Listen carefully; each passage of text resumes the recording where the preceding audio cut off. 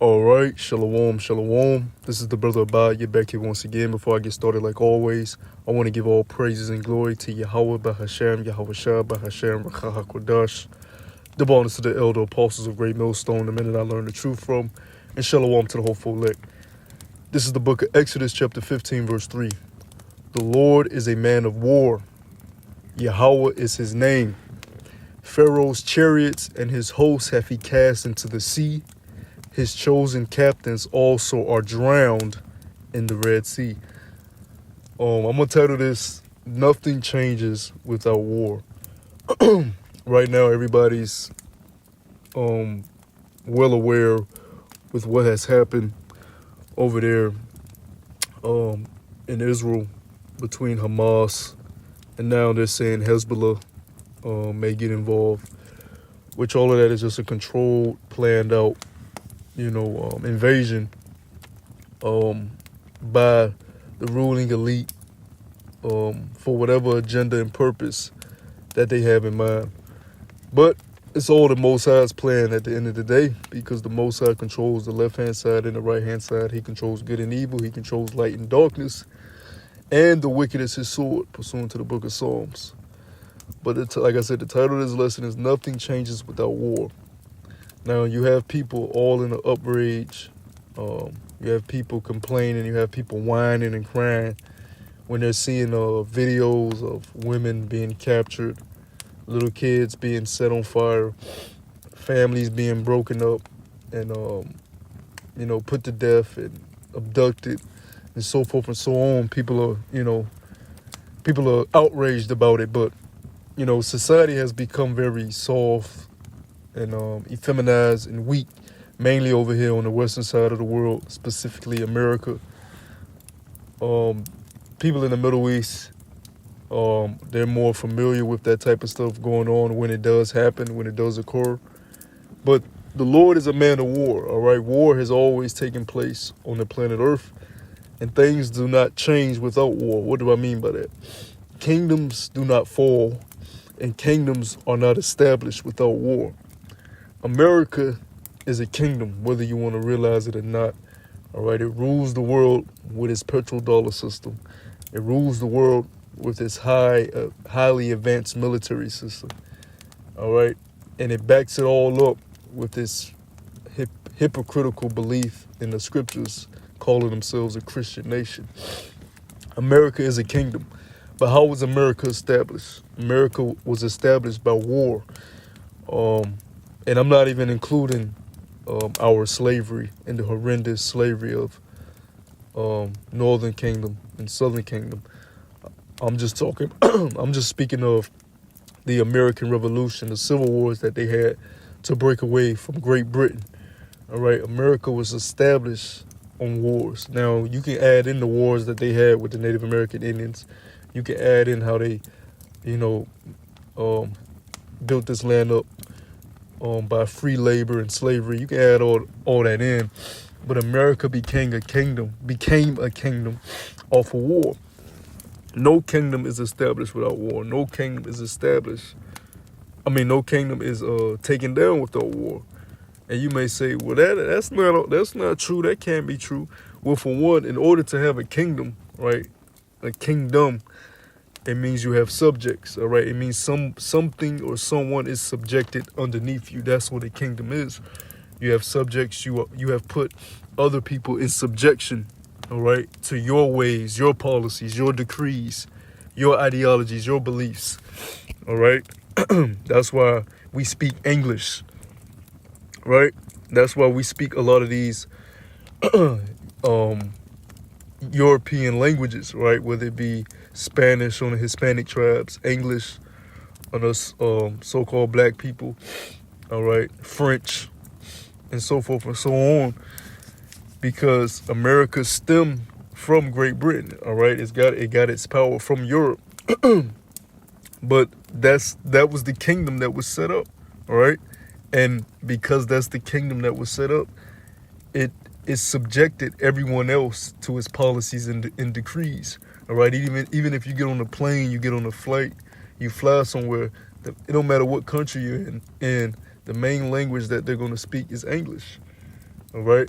Because they've been subjected to the true powerhouse, which is the nation of Edom, the so-called white people, all right? It's Europeans, Caucasians, however they deem themselves in this time.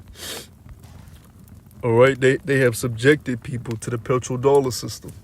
All right, you have to trade oil, move oil around through what? The petrodollar system, through their money system. Just now, recently, within the past couple of years, you've had nations, joining together, such as the BRICS, to start to develop their own currencies and try to depart away from the petrodollar system, which is not going to work how they think it's going to work, because the Lord has set up the Edomites to be the last kingdom to rule on the face of the earth. All right, and if you want to completely detach away from this system, then what's going to happen? War, because nothing changes without war. All right. Now, over here in America, where everything's so comfortable and easygoing, and you're not used to bombs being dropped over your head, or clans and mobs of people running you down, or proxy groups breaking in your neighborhoods and ransacking your houses and abducting you. You're not used to these things over here in America. And before I get to scripture, I want to read this quote, because it's a very significant quote. It says, hard times create strong men. Strong men create good times, right? How do those good times come? Those strong men had to fight, all right? They had to fight, and then they created good times, which is peaceful times, so to say, which is what you're living in right now in America. It goes on to say, good times create weak men, and weak men create hard times. So now that we're living in so-called peaceful times over here, weak men have been created. But because weak men have been created, and you have allowed women to have way too much authority and way too many rights and say so, all right, you're living in a time where you're dwelling in peace and safety. But the scriptures say, when you should say peace and safety, sudden destruction shall come upon you. Now that quote said, weak men create hard times. All right. Well, since we're about to enter into hard times, what's going to have to follow that? Hard times create strong men. And strong men do what? Go to war. Okay. Right now, you people in America don't even realize that hard times are about to befall you like never before. And why is that? Right? You desire weak men. You desire men that shave their beards and shape up their heads, and dress in these suits and talk soft and smooth. You desire that because you're in weak times, but soon you're gonna need strong men. But why are you in the state that you're in now? Well, the scriptures say right here, it says, Isaiah chapter 47, verse 1, come down and sit in the dust, O virgin daughter of Babylon. Sit on the ground, there is no throne, O daughter of the Chaldeans, for thou shalt no more be called tender and delicate. Yeah, you've never been touched. You've never been touched. So it's easy for you to complain and moan and groan when you see gruesome photos or videos that make you uneasy. But war is a part of creation. War is a part of living on the earth. All right? That's why the first scripture I brought out was, the Lord is a man of war. Now, for all you hypocritical Christians that don't know nothing about the Bible, King David, one of the most righteous men that ever lived on the earth, before his son before his son got on the throne and was able to have 40 years ruling of peace, what did David have to do? David had to fight many wars and many battles. Let's go to 1 Chronicles chapter 18, verse 1. Now after this it came to pass that David smote the Philistines and subdued them, and took Gath and her towns out of the hands of the Philistines. And he smote Moab, and the Moabites became David's servants and brought gifts. And David smote Hadarezer, king of Zobah, unto Hamath, as he went to establish his dominion by the river Euphrates. So David was going throughout these different areas, conquering and putting people to death and warring, bloodshed, all right, to establish his dominion, his rulership, his kingdom. All right. Now you may say, well, David was wrong. Well, if he was wrong, why didn't the Lord stop David? All right. A man that was called after his own heart. The scriptures say David was a man after the Lord's own heart. This was a man as a young man, a very young man, he smote Goliath. He had the faith that grown men didn't have. This was a man that was anointed to be king over Israel, all right, and replace Saul. This was a man anointed by Yahweh B'Shem Yahushua himself. All right. Let's continue, verse 4. And David took from him 1,000 chariots and 7,000 horsemen and 20,000 footmen. David also hewed all the chariot horses, but reserved of them 100 chariots. All right. So he was taking cattle, all right, vehicles, chariots, all right, whatever he desired. Verse 5. And when the Syrians of Damascus came to help Hadarezer, king of Zobah, David slew of the Syrians 22,000 men. So when they backup came, all right, when they ally came, they help came, he slew them. Right? Verse 6. Then David put garrisons in Syria, Damascus, and the Syrians became David's servants and brought gifts. Here's the point. Thus the Lord Yahweh preserved David wheresoever he went. So as David was putting all these people to death and conquering and establishing himself as the ruler now, it said the Lord preserved him. The Lord wasn't against it. He preserved him, right? When you go into that word preserve, it means to be saved, to be delivered, to be saved in battle, to be victorious. So the Lord was saving David, fighting for David. All right. Why? Because the Lord is a man of war. Okay. Now let's go to 1 Chronicles chapter 22, where the Lord told David he can't build a temple because he had way too much blood on his hands. All right. But that doesn't negate the point that nothing changes without war. In order for Solomon to build the temple, in order for the kingdom of Israel to have 40 years of peace, it took war. It took many battles and wars to prelude that. All right, to prelude peace, because the Lord is balance.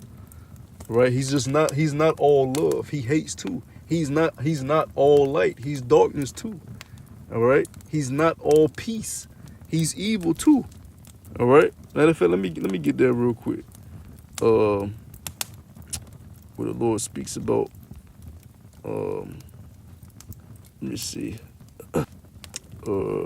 Isaiah 45 verse 7. This is Isaiah chapter 45 verse 7. I form the light and create darkness. I make peace and create evil. I, the Lord Yahweh, do all these things. All right? So before peace can come, evil comes, war comes, death comes, destruction comes. Nothing changes without war. All right? So he told Solomon this, and let's go to 1 Chronicles chapter 22.